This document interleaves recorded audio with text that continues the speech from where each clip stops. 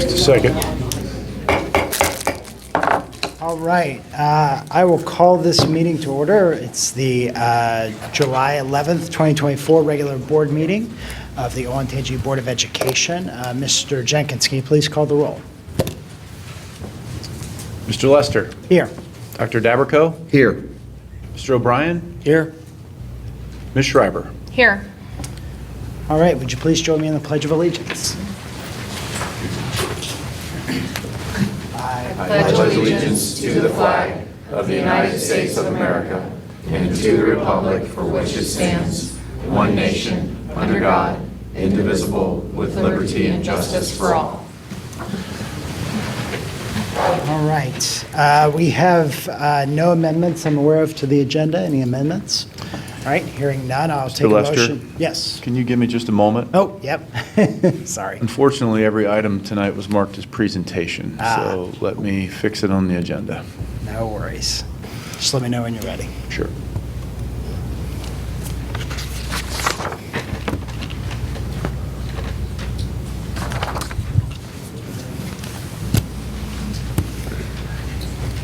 This is the exciting part where we all watch Mr. Jenkins type. Yes. Sorry Best about message that. Don't in know the how world. that happened. Brandon has landed in Columbus. That was the best text message I've ever seen. I know Dr. Wallach very much wanted to be here tonight, but she had a unavoidable conflict out of town. Didn't even notice. I'm just kidding. Okay, we're good. All right, we're good. All right, thanks so much. So can I have a motion to approve the agenda? I'll move. Can I have a second? Second. All right, any discussion? All right, hearing none, Mr. Jenkins, please call the roll. Mr. Lester. Yes. Dr. Daberco. Yes. Mr. O'Brien. Yes. Ms. Schreiber. Yes. All right, I have a very, very short board president's report today. First of all, I'm so glad that we have students and parents here joining us as our board meetings are always a lot more exciting when we have students coming in. I was talking to a couple of the students here. This is part of the Boy Scout process where they're learning about community organizations and just the different ways that decisions get made in the community. So we appreciate having you here. We hopefully you learn a little bit more about the school systems. And I know that all of us up here and all the people over here who are all employees in the school would be happy to talk to you afterwards if you have any questions. In terms of other action items to discuss, we have a few things on the agenda that are worth noting here. Obviously, we're doing our annual communications update. It's always important to think about how we're communicating with the community, the ways in which we do it, the types of information we do. So we're always looking forward to that, and that's a great thing for all of you to really see and to understand how we try to get information out to the community. We also have some important updates on the storm damage that came this spring, and so I know that Mr. Gordon will talk about that. For any of you that happen to live up in the Berlin area, obviously we had a very scary situation where there was some tornado damage that hit some of our schools, and thanks to the really hard work of a lot of people in the school system, we were able to get moving pretty quickly, but it was still pretty scary, right? And we had a lot of things that we have to repair to make sure that we're ready to go for next year. So we'll have a little bit of an update on that. I also got a few questions here just as before we were starting about what the impact of the failed levy is going to be on students and having to shift enrollment around. We've already done a little bit of that. We'll hear a little bit of an update about the trailers that are being added to Indian Springs, which of course are one way that we can deal with enrollment management in the face of a failed levy. These are things that we as a board continue to talk about at every school board meeting. We appreciate you all being very interested in that and continue to ask questions, continue to engage in this dialogue amongst yourselves, amongst your community, and certainly with us. We're happy to do that. All right, have we had any committee updates since the last meeting? All right, hearing none, we will go straight into our first presentation. Ms. Davis, our Chief Communications Officer, who will speak about the communications in the district. All right, thank you. I am pleased to be able to be here this evening to share an update of just what does the communications department do. Before I get started, and I'll give an overview of what we're going to talk about this evening, but I wanted to take a moment to thank the board, and our leadership in the district for the continued prioritization of communication efforts and understanding the importance of connecting with all of our partners and our stakeholders. Not every organization has that, and I would be remiss if I didn't point that out. Additionally, I want to say a very heartfelt thank you to my entire communications team for their continued commitment to always follow our value. We can always get better, and their consistent positive can-do attitude and approach to our everyday work. So tonight I'm going to talk a little bit about how we connect our messages with our families, our stakeholders, our district brand, and how we provide as a team support across our district, and specifically how we handle when there is a crisis in the district, how we work with the media, and how we address helping district events, and then finally, looking ahead and what's on the horizon for the team in this area. So the first area we'll talk about are the ways in which we connect with our families and our staff. One of the main ways that we connect is through a platform that is a mass notification system called Instant Connect. And that sends all of our emails, our text messages, and our phone calls to families and staff. We started using a mass notification platform about 7-8 years ago. And what I especially like to point out about that platform is that it allows us to enhance safety and security. We know exactly who we're communicating what to, and it allows us to streamline our messaging. It allows us to send the right messages to the right areas of the district, the right parents or staff, or specific classrooms or groups even. Secondly, Finalsite is the provider of our website, our vendor. Just as a point of interest, they support nearly 4,000 out of more than 13,000 public school districts in the United States, and including 200 here in Ohio. Since August of 2023, the beginning of last school year, our website has received more than 2 million page visits.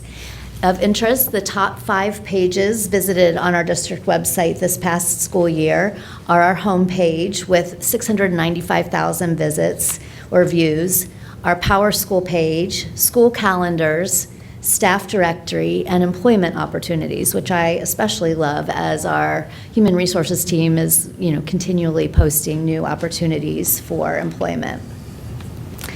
We also have a variety of social media platforms that we use. Our most popular platform would be Facebook. We had 283,700 Facebook page visits in the last year. We have 18,683 followers. 77% of those are women, ages 35 to 54, living in either our school district attendance boundaries or the Central Ohio area.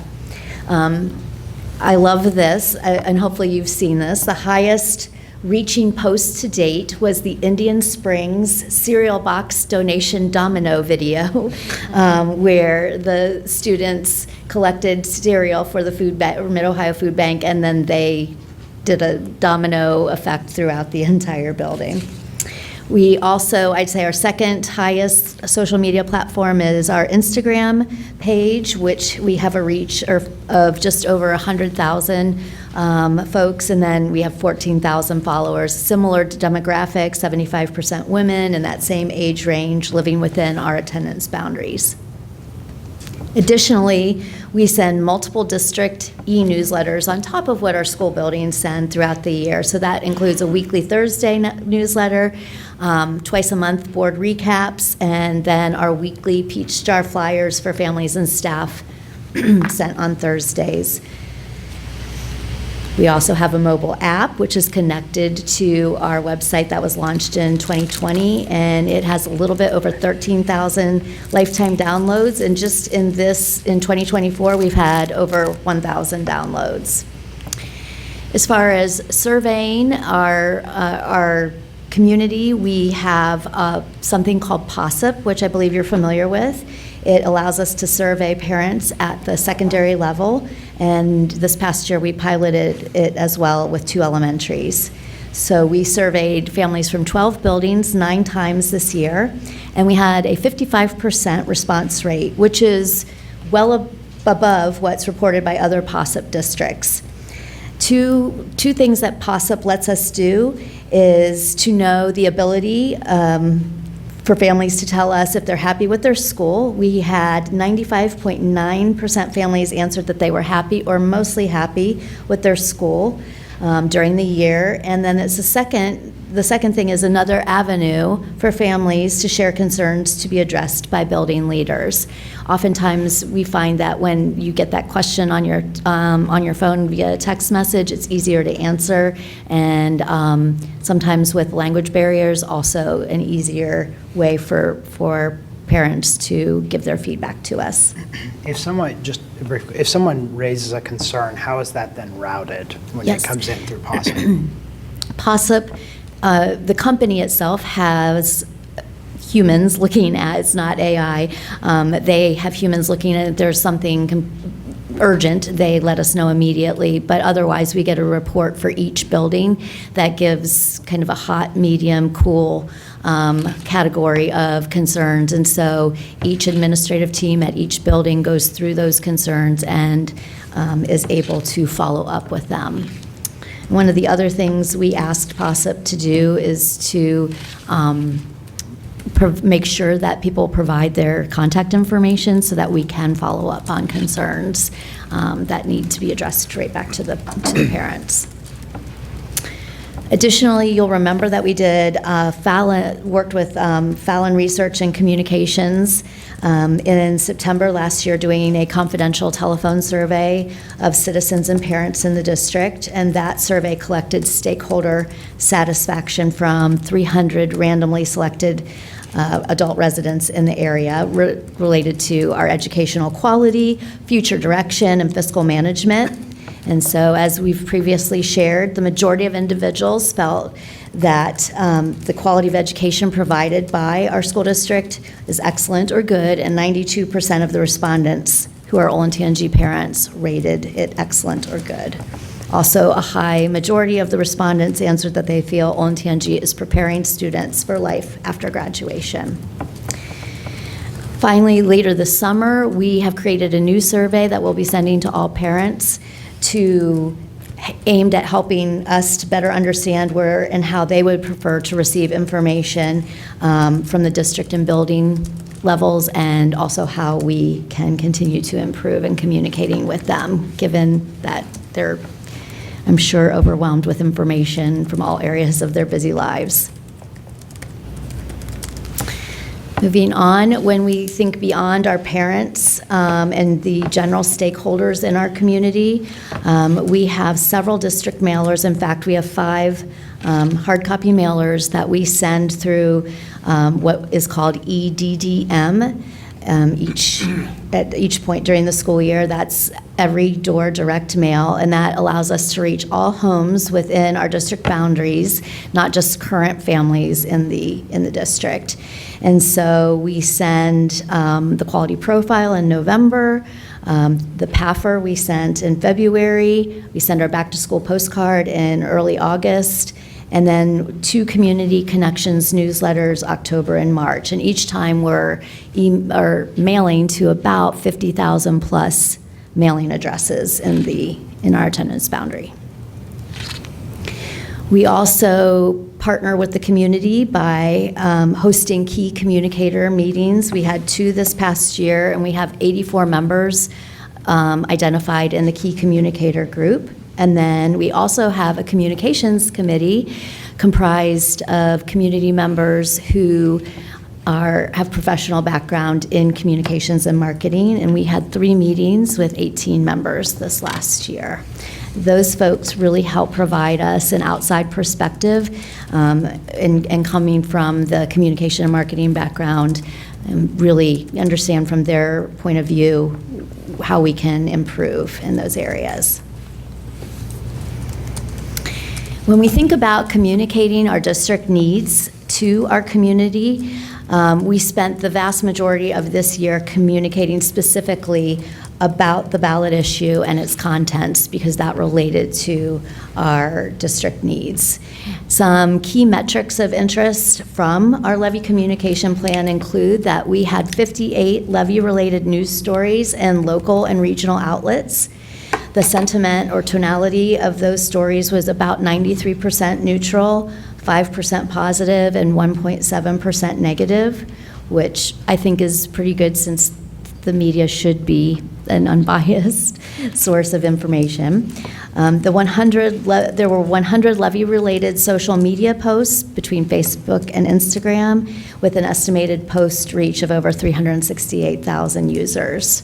We had over 8,000 post engagements, which include likes, comments, reshares, and saves. And we had over 8,000 views to our levy information webpage.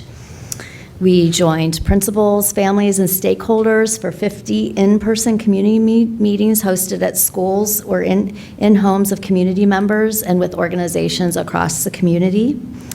In addition to those in-person meetings, we hosted a virtual community forum in March with 85 attendees.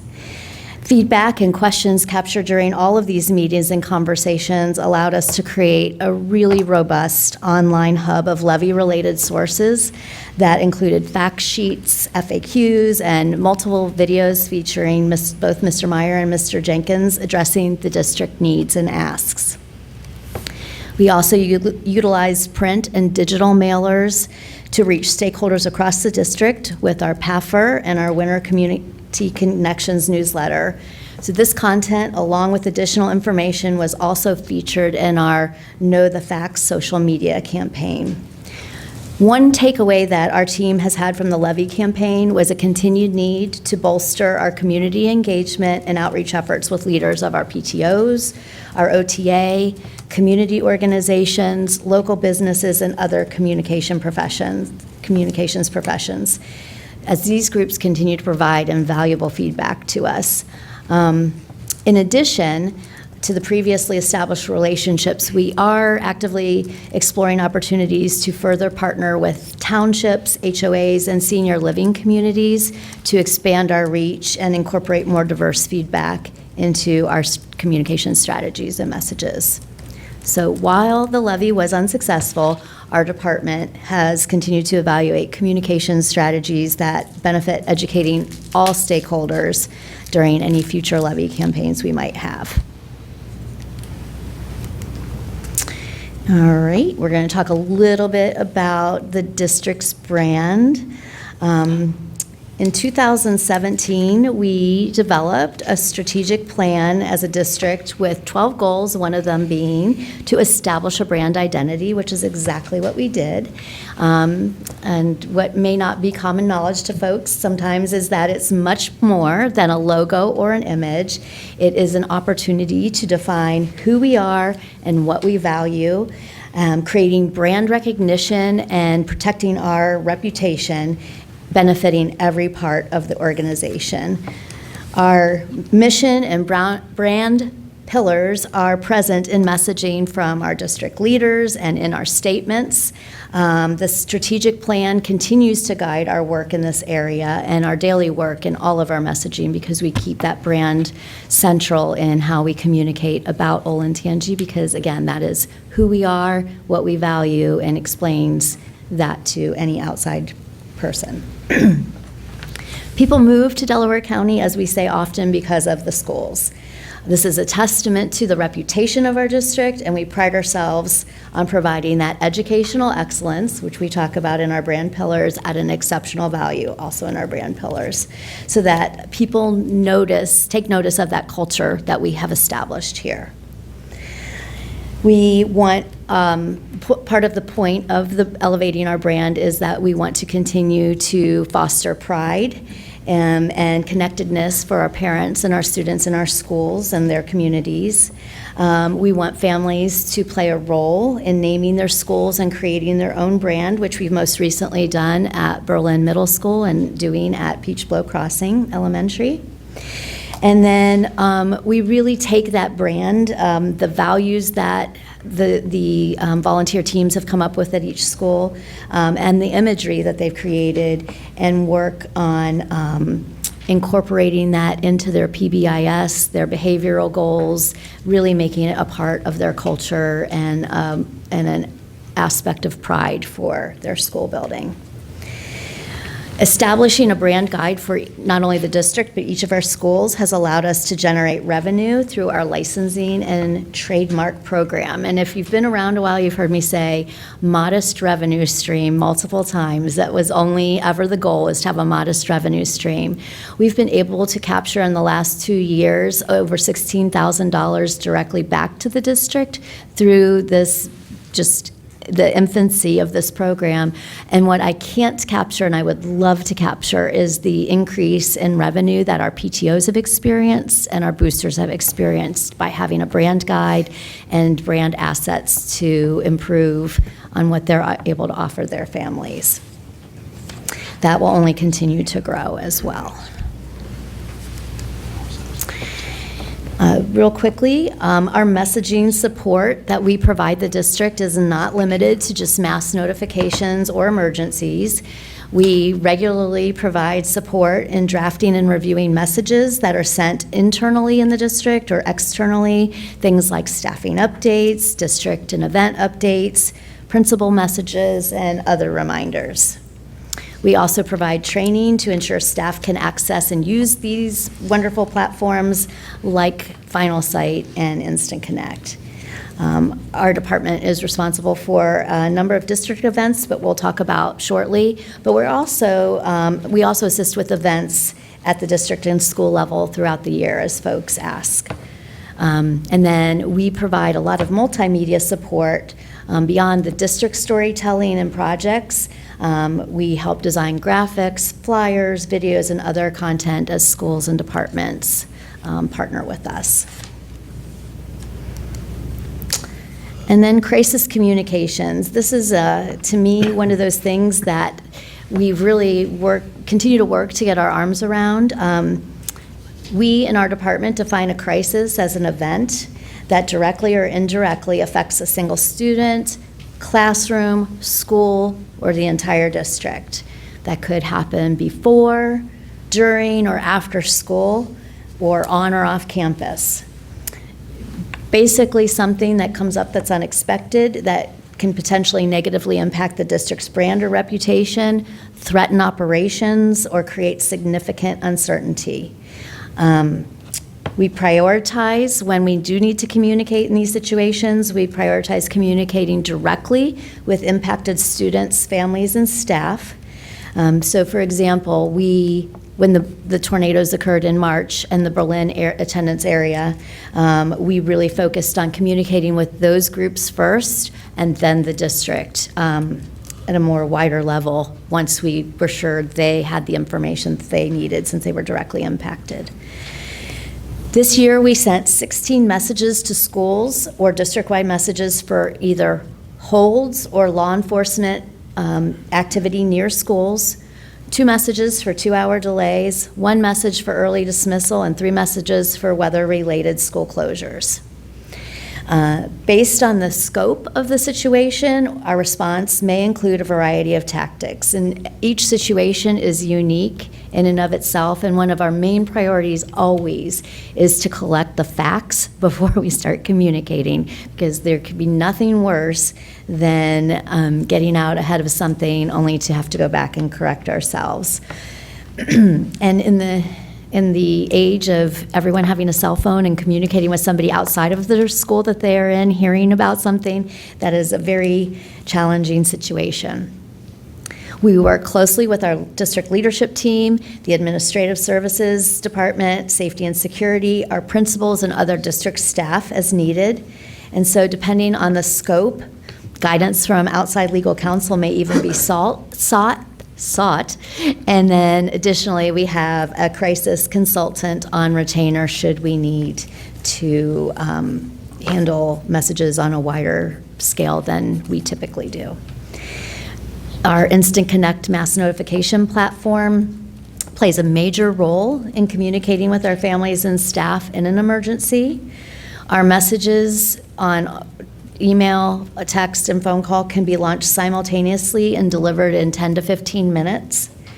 And then in a district-wide emergency, it might be interesting for you to know that we will send more than 100,000 total messages between the calls, emails, and texts to all the contacts we have listed for families and staff.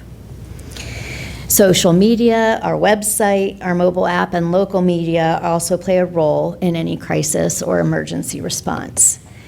Depending on the level of the incident and the type of the incident, we may be limited on what we can share with staff or families, depending on the permission that we have, and just what the situation is. And all of our partners, whether we're partnering with families in the district, law enforcement, school counselors that are dealing with a specific situation, all of them are quite unique.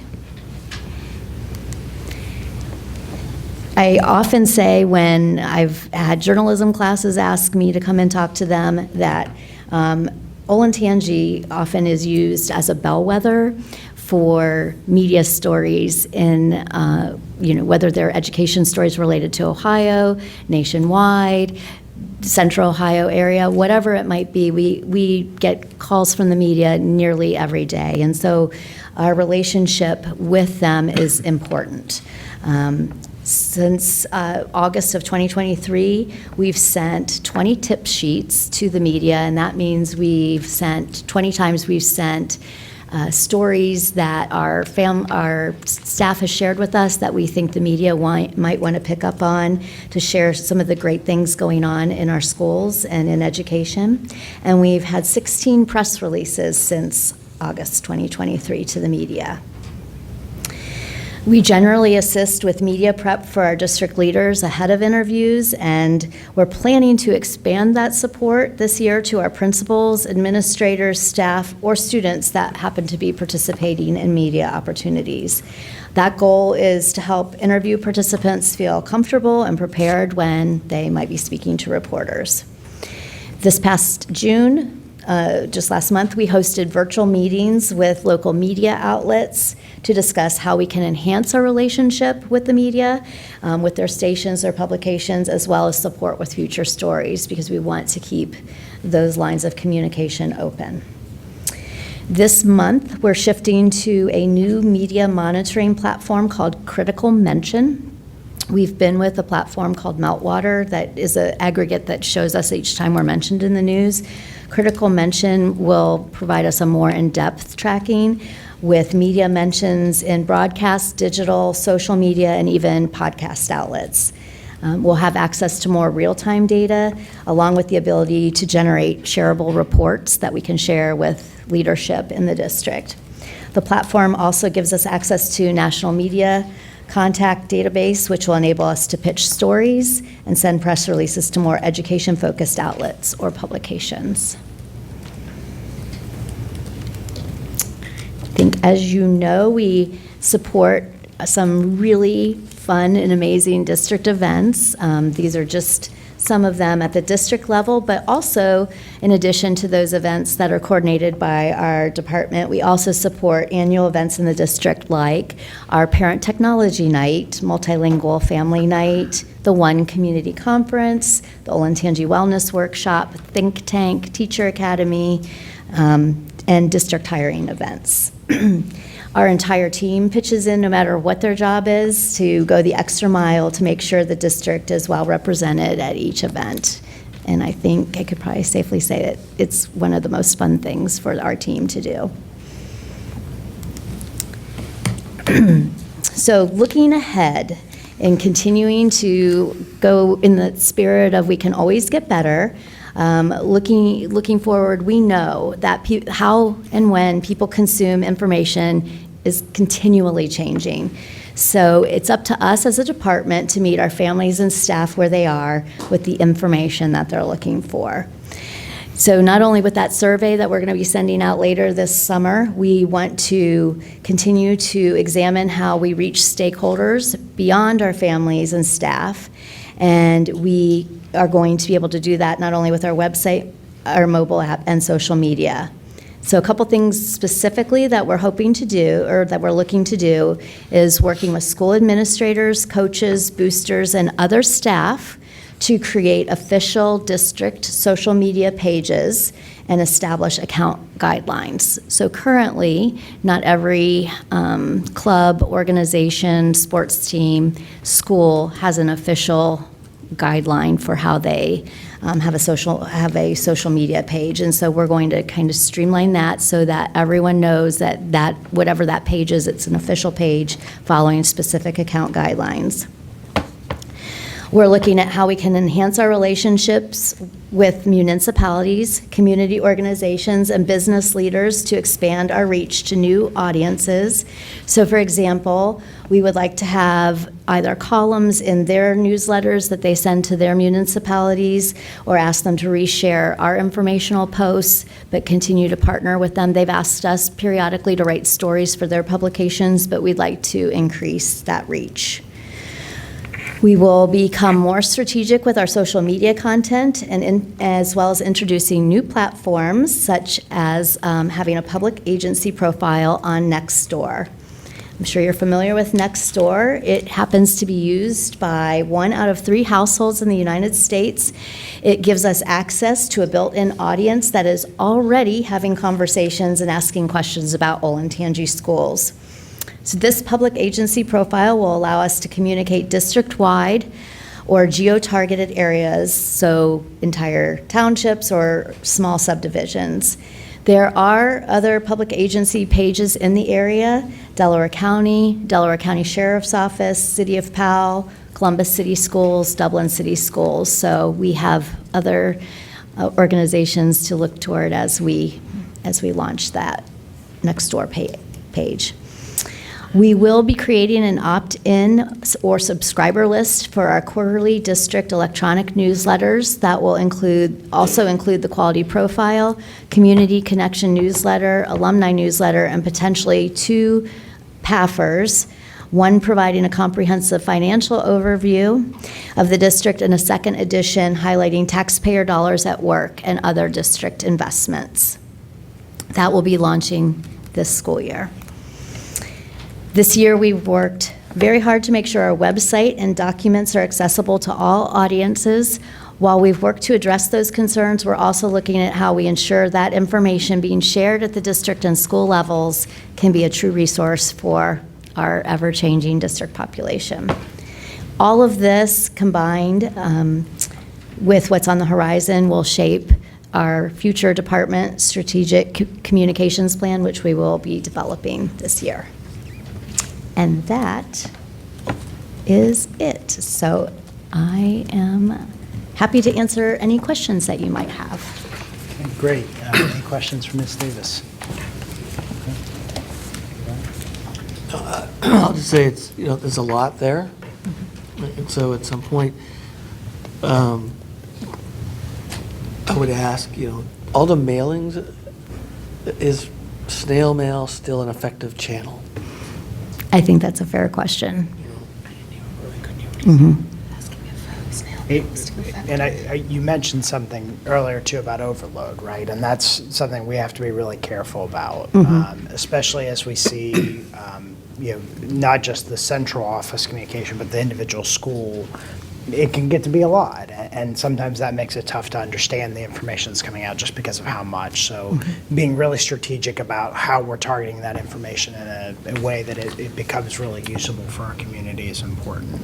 And that's always the challenge, right? You want to be transparent, but you don't want it to just be so much that it becomes noise, right? And there's a fine line to walk there, and I think we do a lot of good things in that regard, but as you said at the beginning, right, we can always get a little bit clearer on that. So. Absolutely, and I'm anxious to see what our families say in that survey that we'll be asking putting out later this summer, because that could very well be, whether they want to hear from us electronically or hard copy, or just less in general. I know if you have several students and in different school buildings, plus the district communication, plus Schoology, messages from your classroom teachers, it's a lot, without a doubt. One of the other things that you mentioned, and I think it's worth thinking about, especially as we have community members in the audience, is when we do have a crisis, social media has changed that pretty significantly. We have a lot of people that, if you're on one of the various community sites, whether it's the POW Bubble or Lewis Cinemas or any of those sorts of groups, if something happens, people say, oh, I've heard something's happening, and misinformation can proliferate, and it's because people are concerned, right? They want to make sure that their students are safe. That's always a big challenge, is how, making sure that we're getting out quick enough, but as you said, not so quickly that we're giving wrong information. And I think that's a challenge to the community as well, is making sure that we're not passing around wrong information. So trying to get that exactly right is another area that's always been a concern of mine. But I think it's something that the community's got to take seriously as well. Well, I think it's always important to keep in mind, there's student privacy, family privacy. There are things we can share and things we can't. And everyone on social media wants to know everything about everybody else and not themselves. And so we've got to be careful with the timing of that. Right, that's right, for sure. Yeah, I think people blur the lines between need to know, nice to know, and want to know. So that's always going to be a challenge. All right, any other? Just that I appreciate the ongoing emphasis of reaching out to the community and meeting the community where they are, because I think what we've learned, I think, in the last few months is that there's many community members who, for one reason or another, might miss some information because they're, maybe they're not in the schools anymore, or maybe, oh, I didn't see that story, because they're not on one platform or another, or that sort of thing. So the more that we can reach people in different contexts, I think the better. Not a question, Mr. Lester, just thanks. We have a great story to tell. People are coming here. What did we see the other day? 1,000 new kids a year. They're coming here because we have a great story to tell, and that's what you do, is tell our story. And I love seeing so many amazing things that staff and kids and family members are doing. So I appreciate your hard work. Everybody sees, you know what I mean? And it's hard. It's hard work. So thank you for what you do. You are appreciated. Your whole team is. Just for me personally, just pointing me in the right direction of where to find things or whatever. So you are greatly appreciated. Thank you. All right, good. All right, thank you, Ms. Davis. You are welcome. Thank you. All right, Mr. Meyer, the superintendent's report. All right, thank you. I would like to thank Ms. Davis and her team, too, and also want to recognize, I don't know if you ever come here like during the day and you walk through the front door, Vicki and Carrie, who sit at the front desk, they're the first face typically that somebody who visits us sees, and they just present themselves so well, so professionally, so welcoming, and actually just last week I got a huge compliment from a community member on how welcomed they felt walking into the building. So, those things go a long way.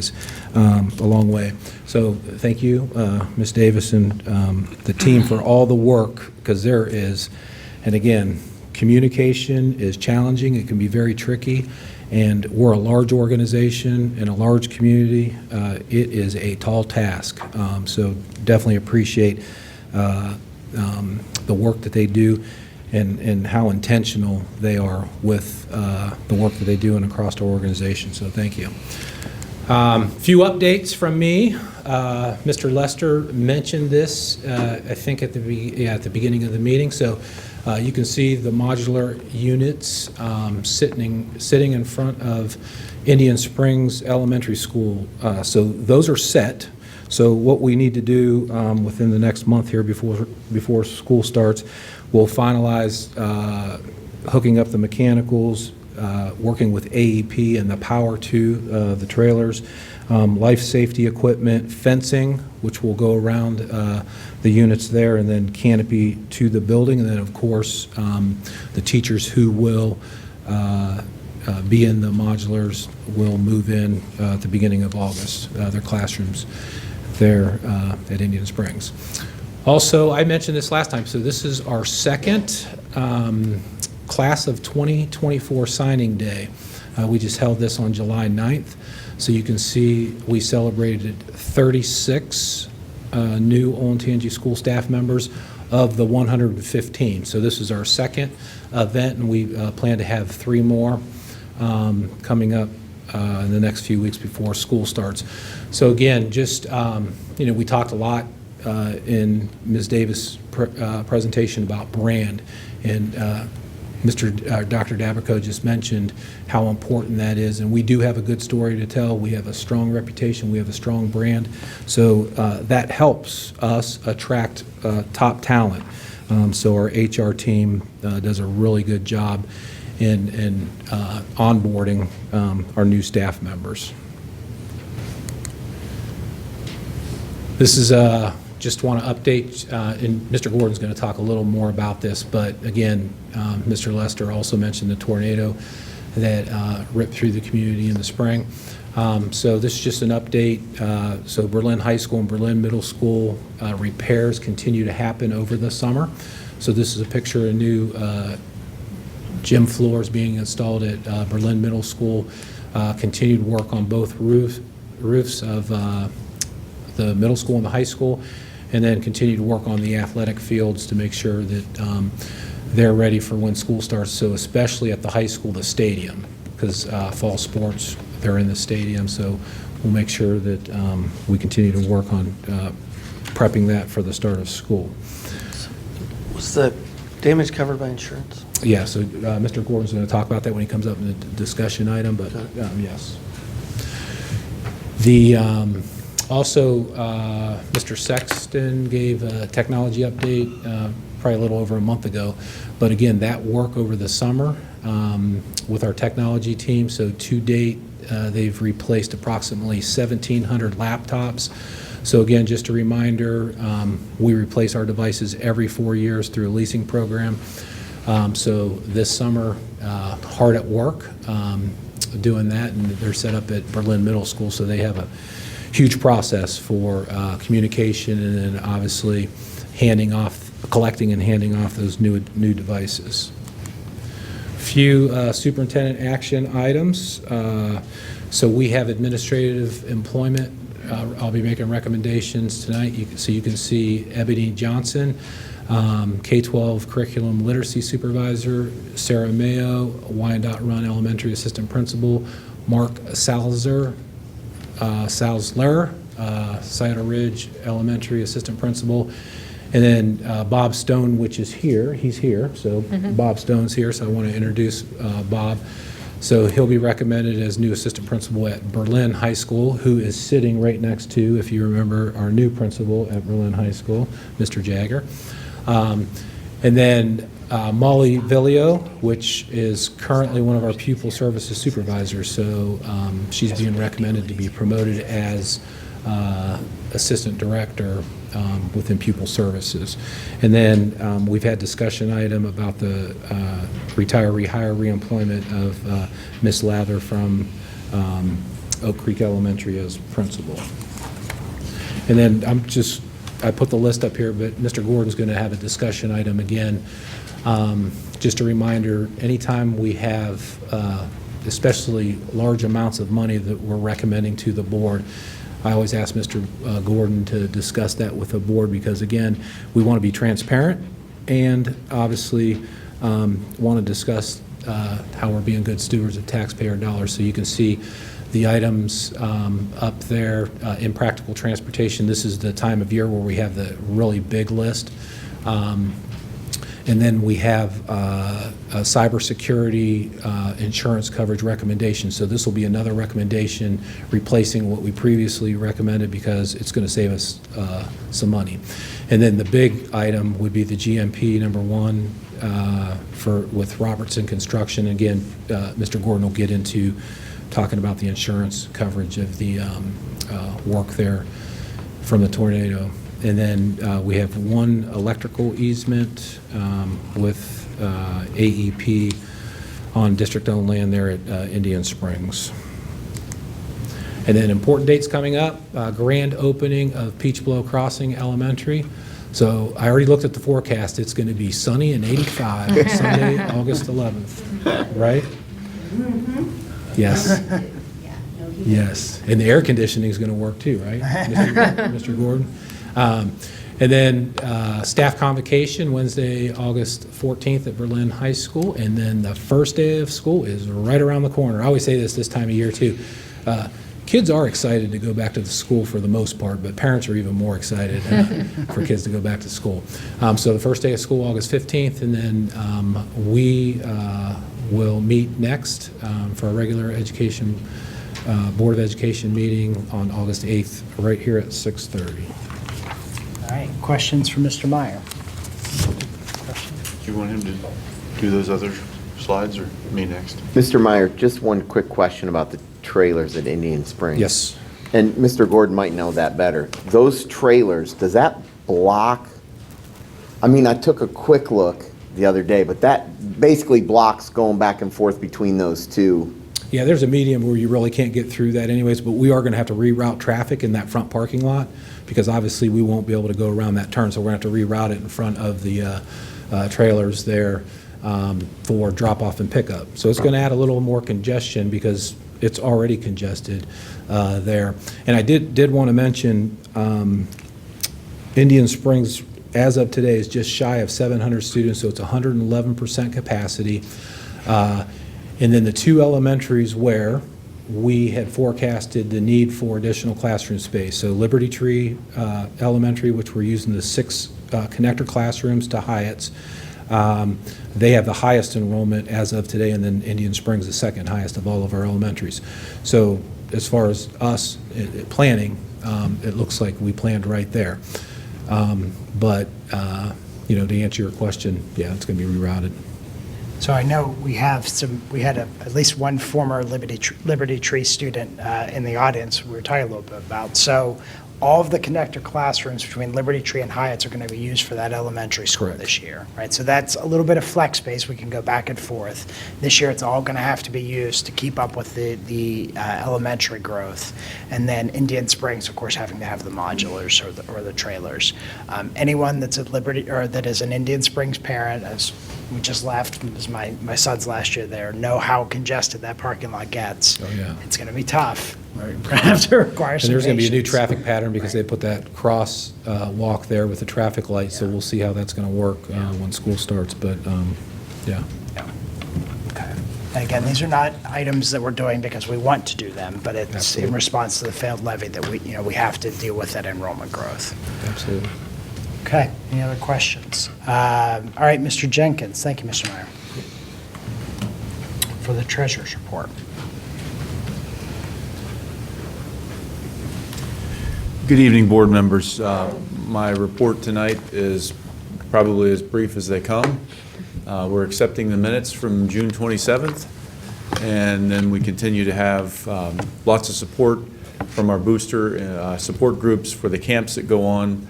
You can see a couple more here, Berlin High School, and obviously at Liberty High School. So any questions from the board? All right, And there were no public participation sheets turned in. okay, great. Thank you, Mr. Jenkins. So we will move straight into the discussion item with Mr. Gordon to speak about the tornado damage updates. Good evening. Back to the slide. Yep. Just to follow up on the Indian Springs question, we actually are going to reseal coat that front parking lot and paint out the new traffic pattern, working with Mr. Huser to get that laid out so that we can have a clear defined route that is able to allow us to queue up parents to get through there. So You should videotape the first day of school. Yes. we should do that at many schools, even schools that are great the second day. The first day, for some reason, always goes a little bit different. So. But to your point about that, teachers can still park. They come in from the Liberty parking lot, and they can still park there, so it's not like that space is gone over there. Correct, yeah. That'll still be a parking lot. Yeah. Correct. Still is. Yeah. Yep. So, on the agenda tonight was the contract and GMP for Robertson Construction Services. As you remember, back immediately after the tornado, we passed the urgent necessity resolution that allowed us to get Robertson started on work to get contractors in place and get things started to bring things back to normal over on those campuses that were damaged by the tornado. This one tonight is for $3.1, almost $3.2 million. There's also $455,000 in proposed alternates on here, and the reason for that is we're still working through those 7 items with the insurance company. So until we get those finalized, what we didn't want to have to do is come back to the board again with another GMP to get those done. So we included those as alternates, so you're aware of them. If that happens, we'll execute those to a change order, which the resolution tonight allows us to do based on the contract. So you won't see us come back for those, but we'll continue working through. And those things, it's not that, I think a couple of those items, for example, are the tracks that have damage. It's not necessarily that they're fighting it's not fighting, I shouldn't say that. We're working with them to detail how we're going to repair. So there's a couple different methods and different costs for those. So we haven't worked through what they're going to approve for us yet on how we do that. So that's why we've left those open and as alternates. We get those nailed down, then we'll go ahead and execute those. The total claim is working its way up between $6.5 to $7 million. So there are a lot of items, over $3 million worth of items that we have paid for and ordered, and the insurance company has already given us some money on that. So all of it was covered by insurance except for the $25,000 deductible. The insurance company has sent us progress checks as we've gone through and had things approved. So some of the things to speed up the process, like scoreboards, we knew there'd be a long lead time. So we went ahead and ordered those scoreboards. And Robertson's contract is to install those, but we've ordered them. The baseball and softball scoreboard are here. Stadium scoreboard is taking the longest, and they're telling us the end of July, and Robertson knows that's a priority for us to get that installed, obviously. The other one that's we're working on and is scheduled for the end of July at the stadium, you'd mentioned that being important, is the grandstands. The company's scheduled to come in then and do that work. So if everybody stays on schedule, we should have that wrapped up before the major varsity events start in the stadium heading into August. The other items that they're currently working on and wrapping up, the gym roof at Berlin Middle has been replaced. They're still working on the coping around the top, but the membrane has been replaced, which was the first step prior to replacing the gym floor. Obviously, we wanted to make sure that was replaced and watertight. So the gym floor now has started and will be done by end of the month. How old was the roof before it was damaged? Like a year? Yeah, about a year, yeah. I feel like we've built the building twice in a year, the way we've gone through. They've also replaced the roof over the cafeteria. Yeah. A couple other areas we're working towards replacement this summer. We're not replacing the whole roof, but there are several areas that were part of that. We just working with the insurance had deemed that the replacement was the best option for the district. And I should say the insurance company's been very fair with us, so it's not been contentious at all. It's just working through what we do with each one. One major item that's going to be pushed back to next summer is the metal wall around the top, the mezzanine with HVAC. Mechanicals are at on what's the little bit of third floor we have. That has a long lead time. It wouldn't get here until school starts, so we're going to delay that till next summer. That's more damage to it as opposed to something that's going to allow water or anything to get into the building. So we can delay that and not have to try to force that in by the end of school. And then the other one is the gym floor at the high school. We had a little bit of water damage come in there, and we are going to have a re-sanding of that floor, and we're trying to work with Mr. Betts on when we can get that figured in and get that done. We're completely replacing the middle school floor. The middle school floor is completely replaced. The picture that Mr. Meyer showed was actually the concrete. They're putting down the plywood that goes under with the rubber boots this week, and they plan to have that done by the end of July. Was that functional in all the spring? That we ended up just closing it? We ended up closing it. It was not functional for phys ed, but it did lay down enough that for, I believe Mr. Davis did have some school assemblies in there at the end of the year. Yeah. They were able to take school pictures with the background of the athletic area during pictures and those type of things. But to have athletic contests or participation on, we weren't. They worked with other buildings to hold the events or move to the high schools. Yeah. Great. Any other questions? What was the date of that? Was that May? Oh, March March, March or right? April, yeah. Yeah. It was Right. March, it was the week before Before the spring break. election. Yes. Oh, Okay. yeah. Yeah, that's right. Yeah. Yeah, It's incredible how they got that done, walking through that, yeah. man. Yeah, it's a completely different building, walking through it, being over there today and just looking at the grounds and looking at, I mean, how far we've come and get that wrapped up, but I'd it's, love to go back there. Yeah. you know, it's, again, I can't say enough about the people that came out, did it, the groups who are working with us, Robertson, everybody here. Ms. Davis presented tonight, the communications team, just to get, hey, school, where we're at, what's going on, just everybody working together has been tremendous. So it's you hate to see it happen. The dollar value's high, but it's not, you know, we didn't have any loss of life through that, at least for our area. So we'll work with the numbers and reconstructing what we need to. So, Thanks for your hard work. thank you, appreciate it. Thank you. Okay, we will then move on to our treasurer consent action items. Mr. Jenkins. Yes, Mr. Lester, tonight, as one single motion and vote, if the board so chooses, there are three items. Item A, actually two items. Item A would be the approval of the June 27th meeting minutes. Item B would be the donations. There's a couple donations that's noted, though, on item B. Again, for the board's consideration as one action item, unless you would like to pull them out and discuss them individually. Would anyone like to discuss individually? All right, hearing no interest, I will entertain a motion to approve the treasurer consent action items. So moved. Second? A second. All right, any discussion? All right, hearing none, Mr. Jenkins? Dr. Dabrico? Yes. Mr. O'Brien? Yes. Ms. Schreiber? Yes. Mr. Lester? Yes. All right, Mr. Meyer, if you'd present the superintendent consent action items. I'll note that we have one action item that's pulled out separately, so we'll address those in two separate. Yes, Mr. Lester, thank you. Board members, I recommend approval of the following superintendent consent action items A through D.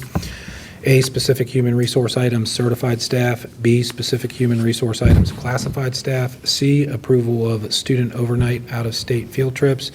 And D, approval of business management and facility items. I'm asking you to approve these items by one single action and vote unless you'd like to discuss any of these items separately. Would anyone like to discuss any of these separately? All right, hearing none, can I have a motion to approve? So moved. And a Second. second? All right, any discussion? All right, hearing none, Mr. Jenkins? Mr. O'Brien? Yes. Ms. Schreiber? Yes. Mr. Lester? Yes. Dr. Dabrico? Yes. And we have one superintendent action item that was pulled out separately. Mr. Meyer, if you want to present that.